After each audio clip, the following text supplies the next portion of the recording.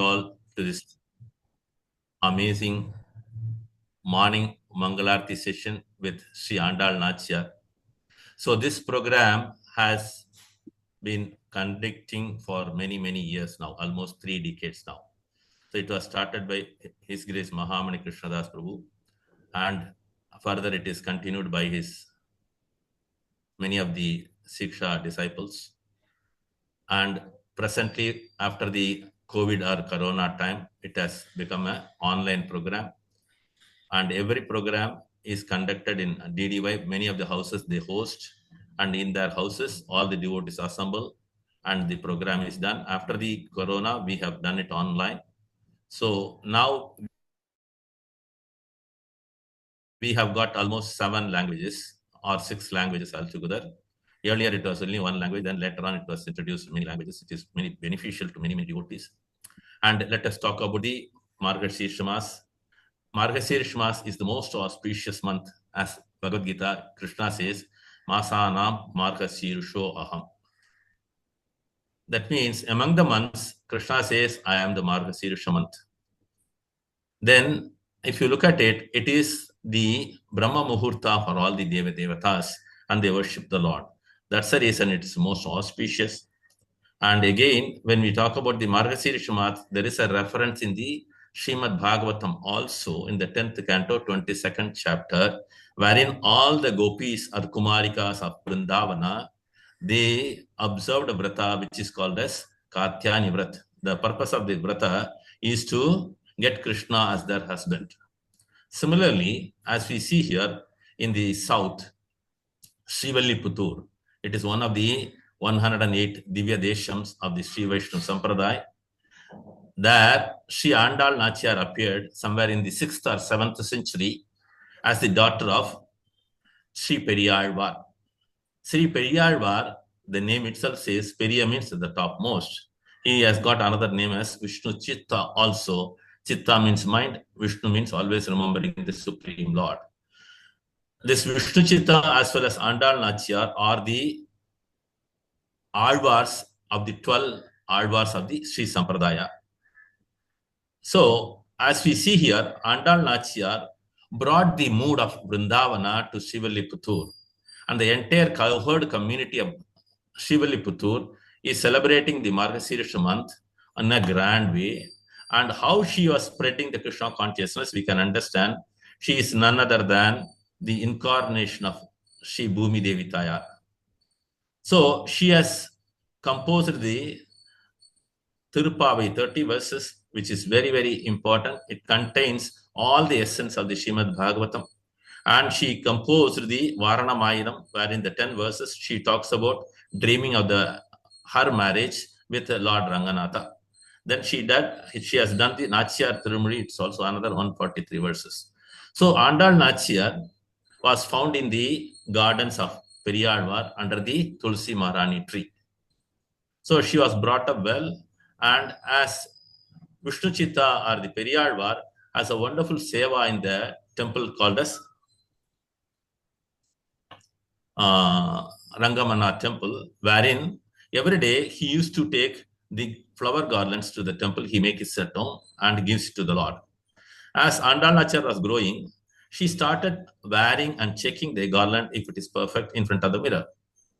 So one day, Vishnu Chitta Periyalvar found out it is worn by Andal Nachyar, and immediately he called her and she said, and immediately he left that garland at home, and another garland was prepared by Periyalvar, went to the temple, but where the Lord did not accept the mala, and he said, the garland which is worn by Andal Nachyar only I will wear it. Then Periyalvar could understand how great is Andal Nachyar, and every day she will wear and check, then he will take it to the temple for the Rangamanar. So this way, she was completely into Krishna consciousness, immersed into Krishna Bhakti. And not only she, this is a very important aspect. As we see Chaitanya Mahaprabhu says, Yare Deka Tare Kaha Krishna Upadesh. She also did the same thing. And especially during the auspicious Margashirsha month, she goes out in the early mornings, Brahma Muhurta, knocks on the doors of the neighbors and the villages, wake them up, take them and sing together the glorification of the Lord. When we take the Nagara Sankirtan, similar to that, it was done those days. And they all go to the river, take a bath, go to the temple. So there, Andal Nachyar has composed these 30 pasurams. The first 5 pasurams are talking about the importance of the Margasirish month and the Vrata, what they are going to observe and what are the reasons for it. And she is also going to various houses and she starts waking up all the neighbors with the next 10 pasurams, the next 5 pasurams, the waking up of the Lord and others. Then finally, she concludes it with the offerings to the Lord, and in turn, the Lord offers them the parai, which is very important for them. The parai has got 2 meanings. One is the instrument which is used for the kirtan. The other parai, they mean it as going back to Godhead. Hare Krishna. So with this, I stop here. I will not delay because today we are already late by so many minutes. We apologize for the delay. Hare Krishna. Now, I will read out the Tanyans and Meenakshi Mataji will read the Pasuram. Then immediately we will go to the respective rooms. Nila Tungastu Nagari Tadisuddham Udbhotya Krishnam Paradhyam Swam Shruti Sata Shira Siddha Madhyapayanti Sochishhtayam Srajani Galitam Ya Bhalakrutya Bhunkte Goda Tasyai Nama Idam Idam Bhuya Yevastu Bhuyaha Annavayal Puduvai Andal Arangarku Pannu Tirupavai Palpadiyam Innisayal Padik Koduttal Narpamalai பூமாலை சூடிக் கொடுத்தாளை சொல்லு சூடிக் கொடுத்த சுடற்கொடியே தொல்பாவை பாடியருள வல்ல வல்வளையாய் நாடினீர் வேங்கடவர்க்கு விதி என்னை என்ன இம்மாற்றம் நாங்கடவா வண்ணமே நல்கு. Prabhu, can you go to the Pasuram? Meenakshi Mataji will sing. Meenakshi Mataji, நீங்க மைக் ஆன் பண்ணிட்டு பாடுங்க. மீனாட்சி மாதாஜி. ஹரே கிருஷ்ணா. ஹரே கிருஷ்ணா. முதல்ல ஒரு கிருஷ்ணன் பாட்டு பாடலாமா? இல்லம்மா, நேர ஸ்ட்ரைட்டே பாசுரம் தான் ஒண்ணு. சரி. ஹரே கிருஷ்ணா. ஆண்டாள் திருவடிகளே சரணம். மார்கழி திங்கள் மதி நிறைந்த நன்னாளால் மார்கழி திங்கள் மதி நிறைந்த நாடால் நீராட போதுவீர் போதுமினோ நேரிழையீர் நீராட போதுவீர் போதுமினோ நேரிழையீர் சீர்மல்குமாய் பாடி செல்வ சிறுமீர்கள் சீர்மல்குமாய் பாடி செல்வ சிறுமீர்கள் கூர்வே கொடுந்தானிலம் நந்த கோபன் குமரன் கூர்வே கொடுந்தோழிலன் நந்த கோபன் குமரன் ஏறாந்த கண்டி யசோத இளஞ்சிங்கம் ஏறாந்த கண்டி யசோத இளஞ்சிங்கம் கார்மேனி செங்கண் கதிர்மதியம் போல் முகத்தான் கார்மேனி செங்கண் கதிர்மதியம் போல் முகத்தான் நாராயணனே நமக்கே பறை தருவான் நாராயணனே நமக்கே பறை தருவான் பாரோர் புகழ் படிந்தேரோரெம்பாவாய் பாரோர் புகழ படிந்தேரோரெம்பாவாய். Hare Krishna, Prabhuji. Hare Krishna. Thank you so much. Thank you so much. Wonderful. This Mataji is 80 years young. Huh? So much of enthusiasm and so much of wonderful singing. Thank you so much, Mataji. Hare Krishna. Prabhu, can we go to the rooms? Hare Rama, Hare Hare. Om Ajnanatimidandasya Jnananjana Shalakaya Chakshunmilitam Yena Tasmai Shri Gurave Namaha. Hare Krishna భక్తులందరికీ స్వాగతం ఈ తిరుప్పావై పారాయణ కార్యక్రమంలోకి. ఇవాళ నుంచి 30 రోజుల వరకు రోజు రోజున ఒక్కొక్క తిరుప్పావైలో ఉండే పాశురాన్ని మనం అర్థం చేసుకొని మనకి తెలిసింది మళ్ళీ పునరావృతం చేసుకోవడానికి అవకాశం కలిగించిన ఈ దామోదర్ దేశ్ యొక్క భక్త బృందానికి నమస్కరిస్తూ ఈ 30 రోజులు కూడా మన ఈ పారాయణ కార్యక్రమం నిర్విఘ్నంగా సాగాలని నరసింహదేవుడిని ప్రార్థిస్తూ మన గురువులని గురు పరంపరలో అనేకమైన గురువులు ఆచార్యులందరినీ తలుచుకుంటూ మన ఈ కార్యక్రమాన్ని ఈరోజు మొదలు పెడదాం. మీకు అందరికీ తెలిసినట్లుగా ఈరోజు మొదటి పాసురం గురించి కొంచెం తెలుసుకోవడానికి ప్రయత్నిద్దాం. ముఖ్యంగా తిరుప్పావై అనగానే మనకి ఆండాళ్ రచించిన ఈ తిరుప్పావై పాశురాలు అనండి, కొంతమంది పద్యాలు అని కూడా చెప్పుకుంటారు.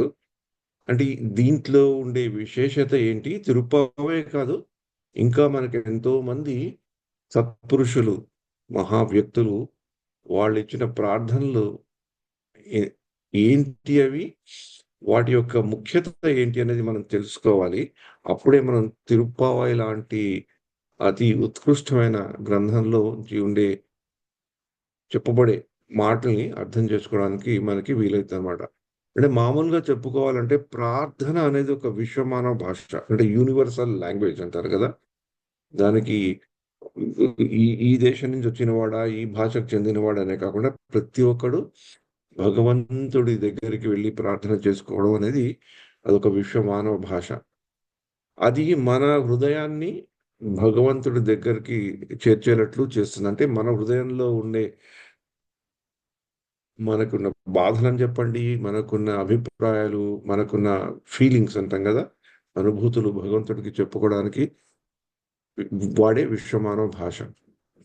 అయితే ఈ ఈ యొక్క మానవ భాష, ఈ భాషని ఇంకా ఆకట్టుకునేటట్లు చేయాలి అంటే కవిత్వం అనేది ఉద్భవించింది. కవిత్వం అనేది హృదయంలోని లోతైన భావాల్ని వ్యక్తపరిచే ఒక కళాత్మకమైన మార్గం. అందుకనే రామాయణాన్ని వాల్మీకి రాయాలనుకున్నప్పుడు, వాల్మీకి ప్రేరణ కల్పించినప్పుడు కూడా ఆయనలో వచ్చింది ఒక కవిత్వం. అది అందుకని రామాయణాన్ని ఆది కావ్యం అని కూడా చెప్పుకుంటారు కదా. కవిత్వం ఒక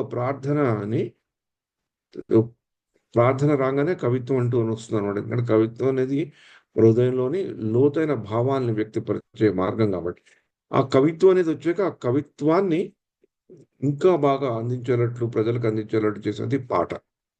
ఆ పాట అనేది మనసులో భావాల్ని తెలియజేసేందుకు ప్రజల్లో అత్యంత ప్రాచుర్యం పొందిన పద్ధతి. అలాగే ఈ తిరుప్పావై కూడా ఆండాళ్ళు నాచ్యార్ మామూలుగా రాసుకొని ఉంటే మనందరికీ తెలిసేది కాదు.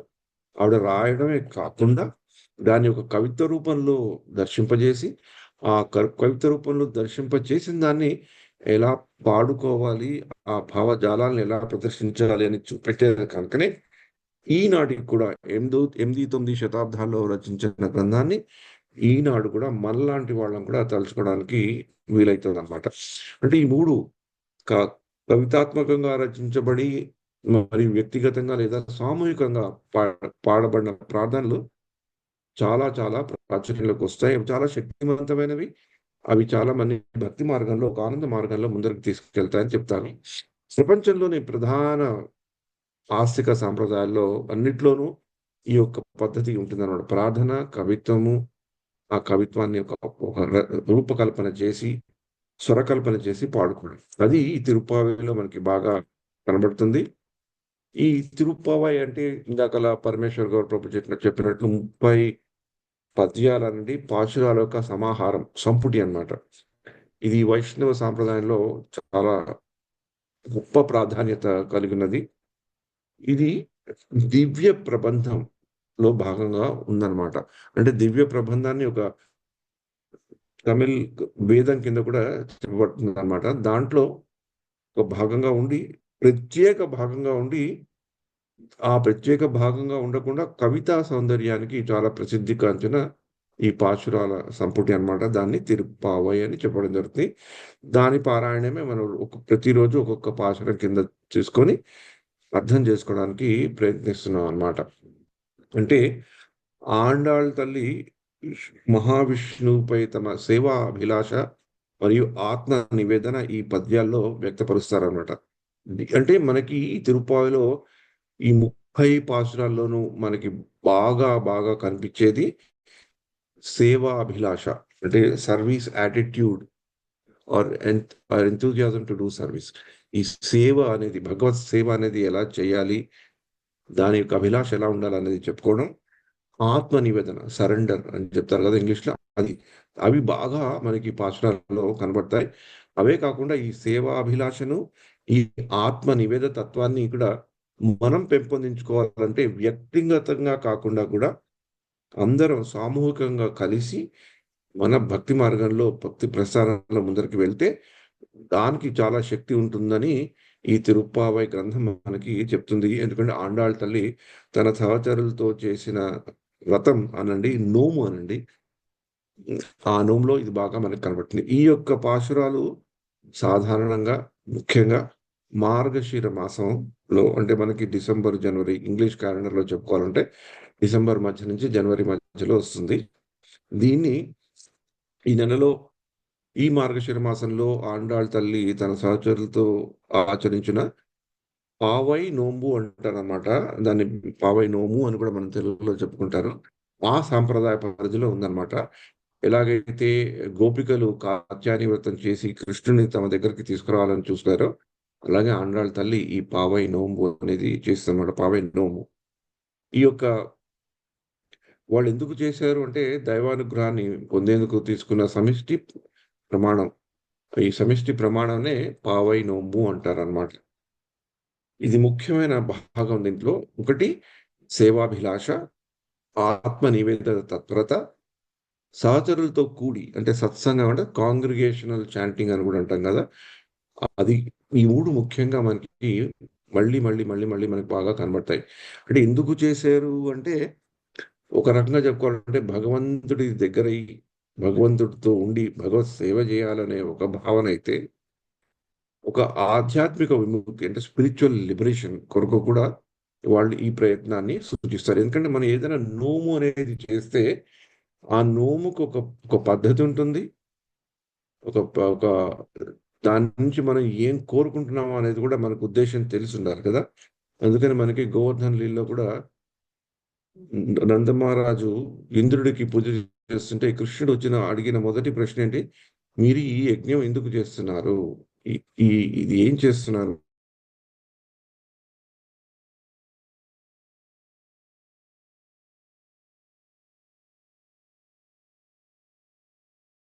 తత్పరత.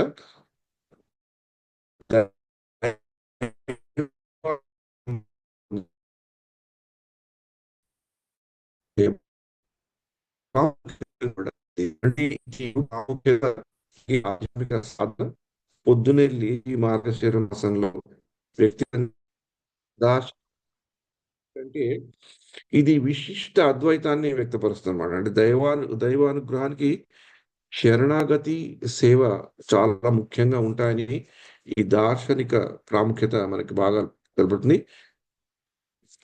అందరికీ తెలిసేటట్లు తిరుప్పావై కేవలం భక్తి గ్రంథంగా కాకుండా సంస్కృతి మరియు ఆధ్యాత్మిక వారసత్వకం కూడా పరిగణిస్తారన్నమాట. అందుకనే భక్తులే కాకుండా కేవలము ఈ సంస్కృతితో ముడిపడి అలా భగవంతుని, ప్రకృతిని చూసేవాళ్ళు కూడా ఈ తిరుప్పావైని ఆస్వాదిస్తారు. తర్వాత ఈ తిరుప్పావైలో మనకి బాగా బాగా కనిపించి మనకి బాగా ప్రేరణ కనిపించేది ఆండాళ్ తల్లి యొక్క భక్తి.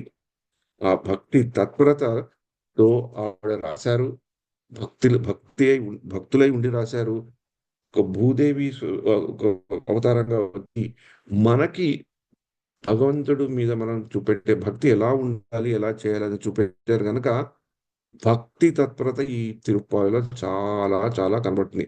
అంటే తిరుప్పావైలో ఉండే శ్లోకాలలో ఉండే మాధుర్యం ఒకటైతే, ఆండాళ్ ఆండాళ్ తల్లి గారి అచంచలమైన భక్తిని ప్రతిబింబించేది ఈ తిరుప్పావై యొక్క శ్లోకాలు.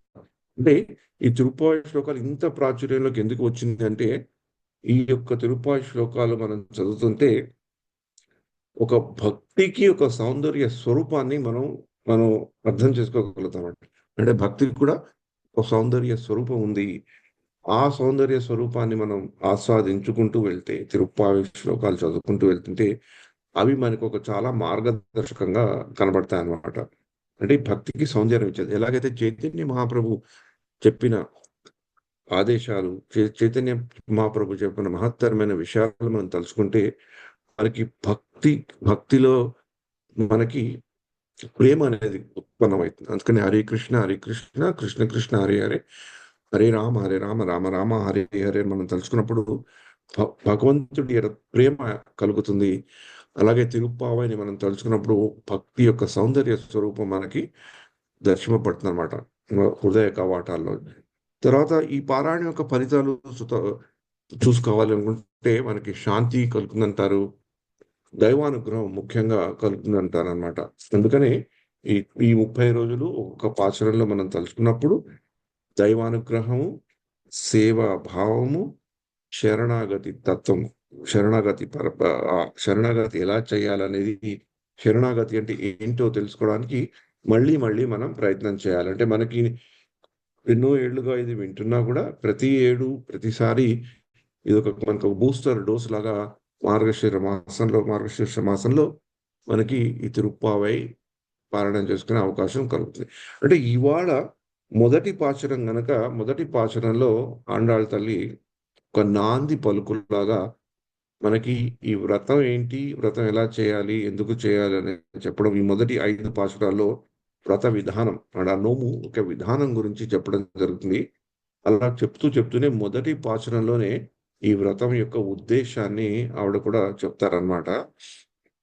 దీన్ని సులభంగా తెలుగులో గుర్తుపెట్టుకోవాలంటే మనం ఇలా తెలుసుకోవచ్చు. ముఖ్యంగా ఈ సంవత్సరం, ప్రతి సంవత్సరం కూడా మనం చేస్తుంటాం, కానీ ఈ సంవత్సరం ఏం చేయాలి అని నా అభిప్రాయం ఏంటి అంటే, ప్రతి పాశురం నెంబర్ తెలియగానే ఇది ఒక మొదటి పాశురము అనగానే ఆ పాశురంలో ఉండే ముఖ్యమైన విశేషాలు, ఆ పాశురంలో ఏం చెప్పబడింది అని మనం తెలుసుకొని మన హృదయంలో, మన మనస్సులో ఒకదానికొక చిత్ర రూపకల్పన చేసుకుంటే ఆటోమేటిక్గా ఈ యొక్క 30 పాశురాల్లో ఉండే సారాంశం మనకి దొరుకుతుందనమాట.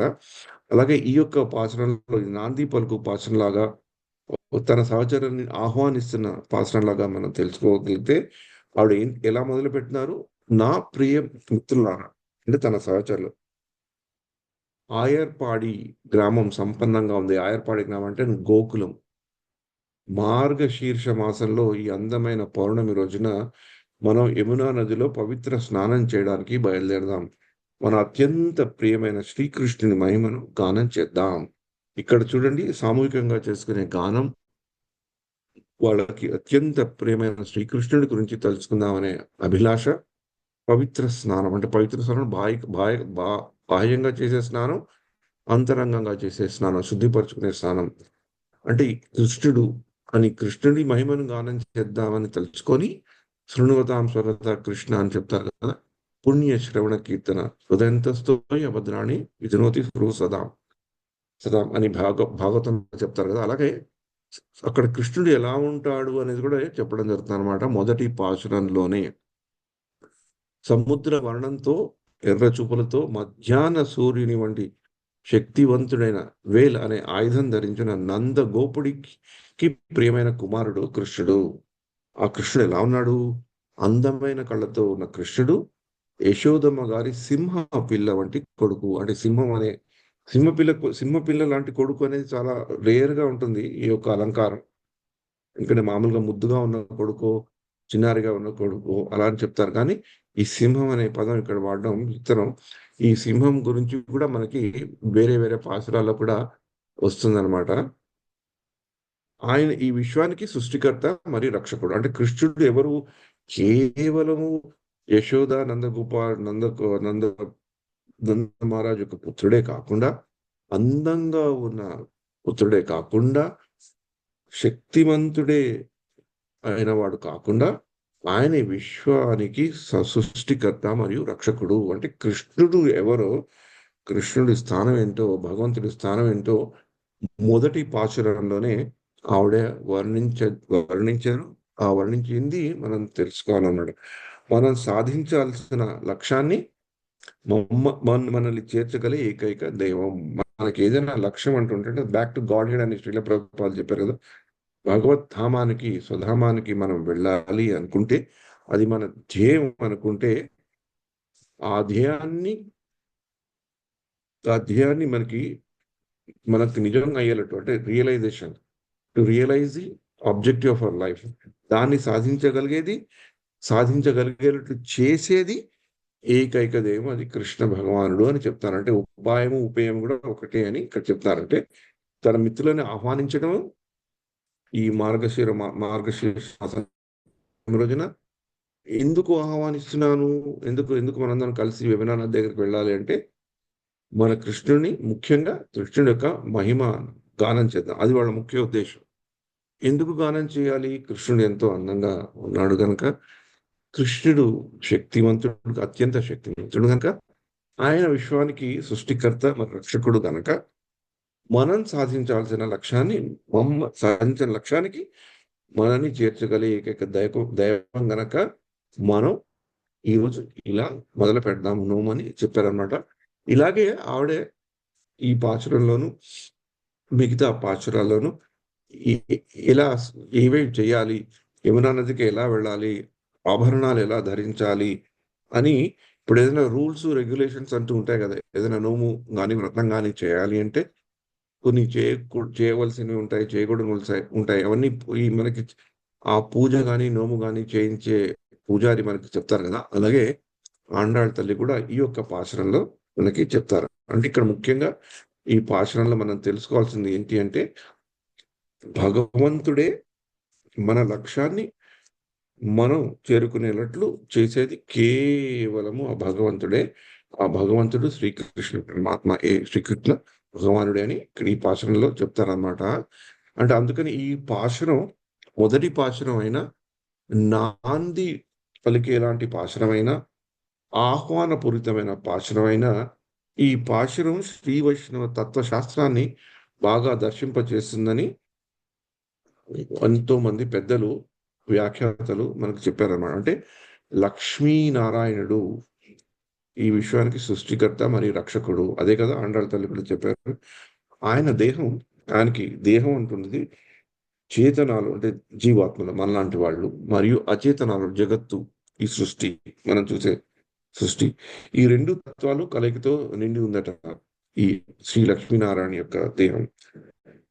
ఆయననే మాకు మార్గం అని చెప్తున్నారు. ఆయనే మనకి మార్గము, ఉపాయము చూపగలిగిన ఏకైక దేవుడు. మనని పునర్జన్మ నుండి విముక్తి అంటే మనకి మోక్ష ఫలం అంటారా. మోక్షం వచ్చింది అంటే ఏంటి? మనకి పునరపి జననం పునరపి మరణం, ఆ సైకిల్ నుంచి మన విముక్తి కలిగించేది, ఆత్మకు అంటే మన జీవాత్మకు శ్రేయోభివృద్ధి కలిగించడానికి విఘ్నాలు విరోధాలను తొలగించగలడు ఎవరు? ఆ లక్ష్మీనారాయణ. ఆ లక్ష్మీనారాయణని కృష్ణుడి రూపంలో ఆవిడ పూజించడం, ప్రార్థించడం చూస్తున్నాం అనమాట. అంటే మనకి మార్గశీర్ష మాసం ఇందాక పరమేశ్వర గౌరవ ప్రభు చెప్పినట్లు కృష్ణుడికి చాలా ప్రియమైన మాసం అని మనకి భగవద్గీత ఆధారంగా చెప్తుంటారు. తర్వాత మనకి ఈ యొక్క ఈ కాల ప్రమాణం చెప్పినప్పుడు మనకి మామూలుగా ఉండే ఒక సంవత్సరం దేవతలకు ఒక రోజని, ఆ దేవతలకు ఉండే రోజులో ఈ యొక్క మార్గశీర్ష మాసం ఒక అమృత వేళ అని, అమృత సమయం అని చెప్పబడుతుంది అనమాట. అందుకని ఈ మార్గశీర్ష మాసంలో పొద్దున్నే ఏదైనా చేస్తే దానికి ఇంకా ఆధ్యాత్మికతకు ఇంకా గట్టి పునాది మనం వేయగలిగేటట్లు అది మనకి దోహదకారిగా అవుతుందని చెప్పడం జరుగుతుంది అనమాట. ఈ మాసంలో అది కాకుండా చంద్రుడు అత్యంత ప్రకాశవంతంగా ఉంటాడని, విశ్వదీపంలాగా దేవుని గ్రహణానికి దారి చూపగలిగే పరిస్థితిలో ఉంటాడని కూడా చెప్తారు అనమాట. ఈ భాషలో ఆయర్పాడి అనే పదాన్ని ఆడారు. అంటే ఆయర్పాడి అంటే గోకులం. ఆవిడ ఉండి ఈ స్వరరచన చేసిన తిరుప్పావై శ్రీవెల్లిపుత్తూరులో, అంటే ఎక్కడో దక్షిణ దేశంలో ఉంది అది. కానీ ఆవిడ మనోతత్వము, మనోపరిస్థితి ఎక్కడుంది? గోకులం. ఆయర్పాడి గోకులంకి వెళ్ళిపోయారు ఆవిడ. వెళ్ళి అక్కడ ఎలా వ్రతం చేయాలి, అక్కడ ఏంటి పరిస్థితి తన సహచరులను కూడా తీసుకువెళ్తున్నారనమాట.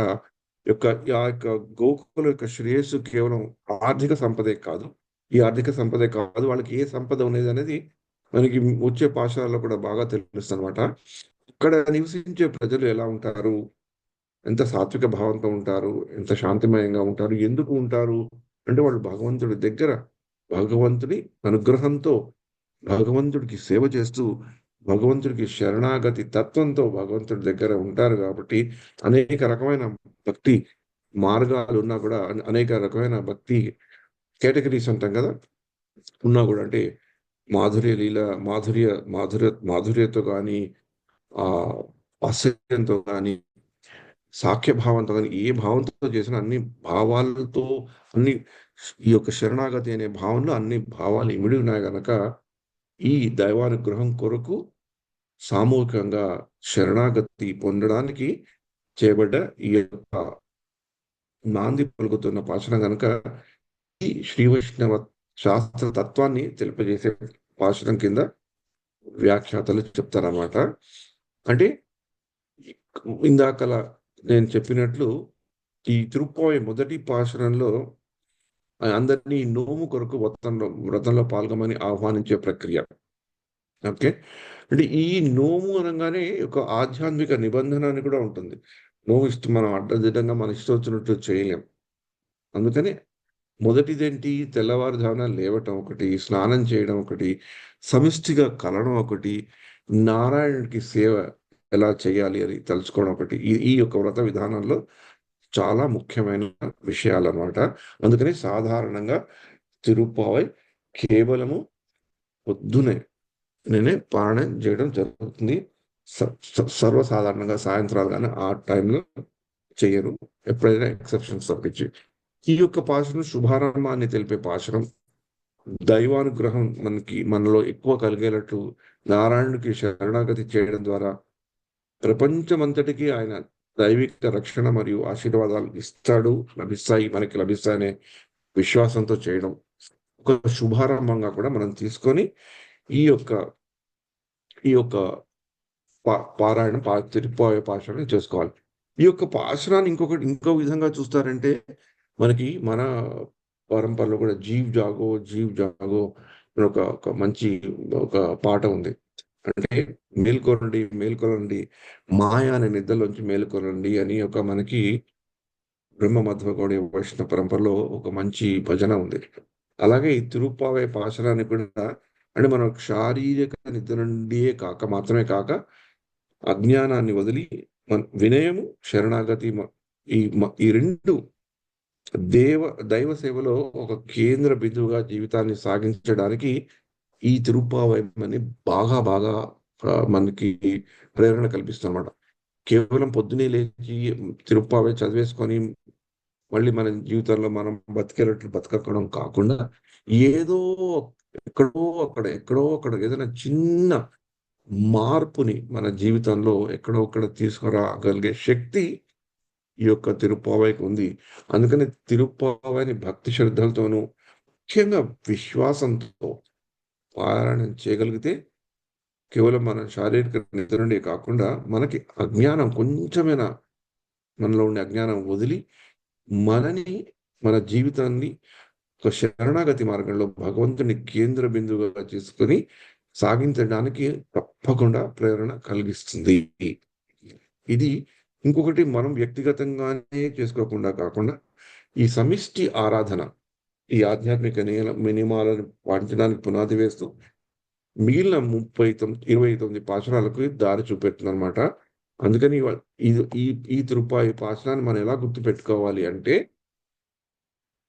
ఆధ్యాత్మిక నిబంధనకు పరిచయం, ఈ యొక్క పాశురాల యొక్క ఉద్దేశం ఈ నారాయణ ఆశీర్వాదాలు కోరుతూ ఆధ్యాత్మిక శుద్ధి మరియు భక్తుల ఐక్యత కొరకు ఈ పావై నోము అనేది మనం చేసుకోవడానికి కొన్ని నిబంధనలతో ఎలాగైతే ఆ నిబంధనలని దర్శింపజేశారో వాటిని తలుచుకుంటూ ఇంకా ముందు మనం ఈ పాశురాల్లోకి వెళ్తూ ఈ యొక్క పాశురంలో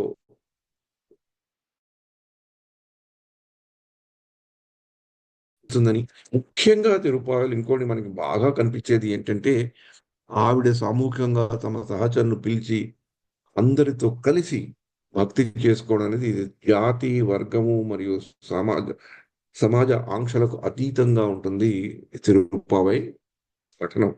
తిరుప్పావై ఎలాగైతే చైతన్య మహాప్రభు కూడా చెప్పారో యారదేక తారేక అని చెప్పారు.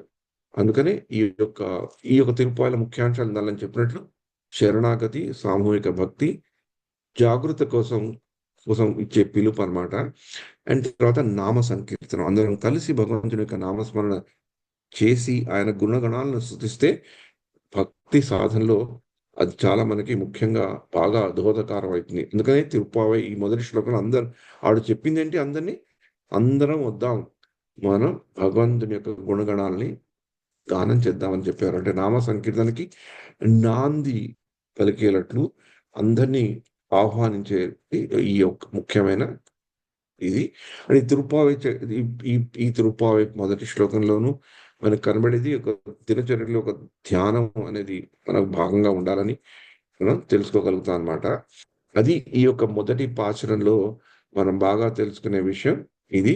ఈ మొదటి పాశురాన్ని మనం గుర్తు పెట్టుకోవాలి అనుకుంటే, మొదటి పాశురము అని గుర్తు రావాలి అనగానే మనకేం తెలియాలి, మన వ్యక్తిగతంగా కాకుండా మన మిత్రులు, మన సహచరులతో కలిపి మనం భక్తిలో ఉండాలని, ముఖ్యంగా ఈ మార్గశీర్ష మాసంలో తిరుప్పావైని పఠనం చేయాలని, భగవంతుడి యొక్క గుణగణాలని, భగవంతుడి యొక్క మహిమని గానం చేయాలని, ఆ భగవంతుడే విశ్వానికి సృష్టికర్త, రక్షకుడని తెలుసుకోవాలి. మనం సాధించవలసిన లక్ష్యానికి మనల్ని తప్పకుండా చేర్చగలిగేవాడు ఆ భగవంతుడే అని తెలుసుకోగలిగితే ఈ పాశురం యొక్క సారాంశాన్ని మనం తెలుసుకున్నట్లు చేసుకో. హరే కృష్ణ. రేవతి కుప్పి మాతాజీ మీరని చెప్తారా? ఈ మొదటి పాశురంలో భగవంతుని యొక్క రూపాన్ని వర్ణిస్తున్నారు కదా.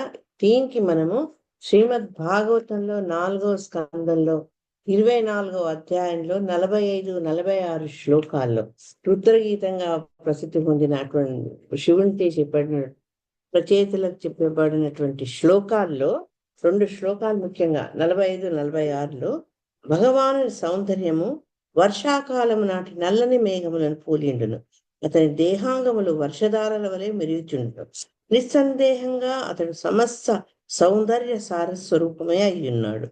పద్మదళ నయనములతోనూ సుందరమగు ఎత్తైన నాసికతోనూ మనోహరమగు చిరునవ్వుతోనూ సుకపోలముతోనూ చక్కగా అలంకరింపబడిన కన్నములతోనూ పరమ సుందరంగా నొప్పారు ముఖమును చతుర్బాహువులను అతను కలిగి ఉన్నాడు. ఈ రకంగా ఈ 2 శ్లోకాలు భగవంతుని యొక్క దివ్య స్వరూపాన్ని మనకు వివరిస్తున్నాయి. హరే కృష్ణ హరే కృష్ణ కృష్ణ కృష్ణ హరే హరే, హరే రామ హరే రామ రామ రామ హరే హరే. ఒక్కసారి మొదటి టైం అయిపోయింది. రేపు చూసుకుందాం. ఒక పాఠం చదువుకుంటూ ఆపేద్దాం. மார்கழி திங்கள் மணிரைன நன்னாளாள் நீராட போதுவீர் போதுமினோ நேழேர் சீர்மல்கும் மாயப்பாடி செல்வச்சர் மீர்காள் கூர்வே கொழிநுழன் நந்தகோபன் குமரன் ஏராந்த கண்ணி யசோத இளம் சிங்கம் கார்மேன் செங்கன் கதிர மதியம் போல் முகத்தான் நாராயணனே நமக்கே பறை தருவான் பாழோர் புகழப்படிந்தேலோரெம்பாவாய். ஆண்டான் திருவள்ளுவரே சரணம். ஹரே ஹரே கிருஷ்ணா.